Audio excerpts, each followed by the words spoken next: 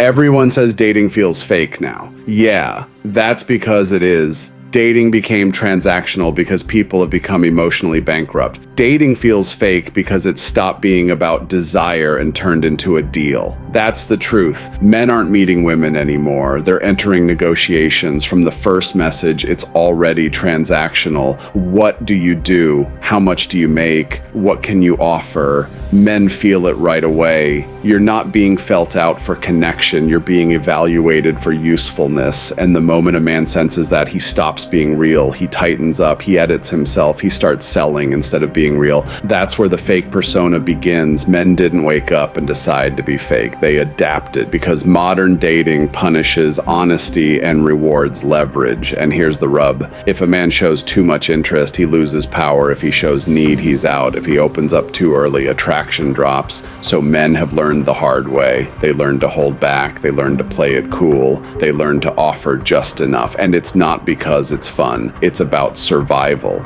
Dating became transactional because attraction stopped being honest and free. It became conditional. Men realized love is no longer given, it's an exchange. So they started asking, what does this cost me? How much effort? How much time? How much attention? And women feel that shift. They feel men showing up guarded, measured, less open. So women respond by protecting themselves too. They stay vague. They keep options open. They avoid committing emotionally.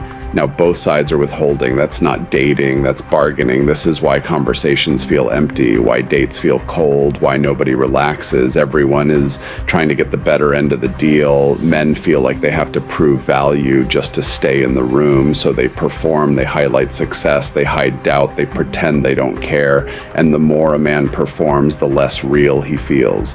Dating feels fake because men are not allowed to be unpolished anymore. They are expected to arrive complete, confident, stable, and useful. Anything less gets filtered out. So men stop risking honesty. They stop risking rejection. They stop leading with who they are. They lead with what they can provide. That's the transaction. And once dating becomes a transaction, desire dies because desire needs freedom, not evaluation. This didn't happen by accident. It happened because both sides stopped trusting connection.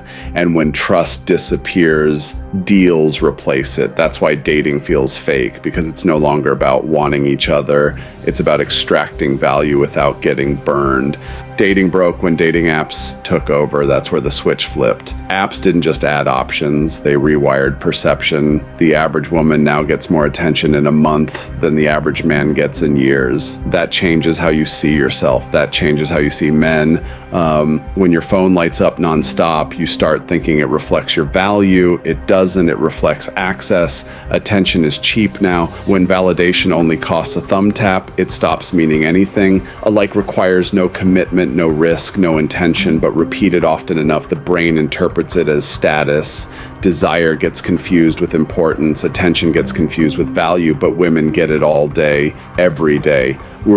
So the brain starts confusing volume with value. Likes don't signal uniqueness, they signal exposure, but the nervous system doesn't separate the two. Over time, this rewires expectation and distorts self-assessment. And women confuse the two. Women now live with constant validation, likes, messages, compliments, invites, some from men way above their real level. Athletes, influencers, rich guys, married guys, bored guys. Those men are not choosing her, they are sampling, but the women's brain doesn't care, it registers status, so expectations grow fast. Now an average woman believes she's above the average man, not because she is, because her inbox tells her she might be. So she filters harder, demands more, waits longer, and the men in front of her pay the price for men who are never serious.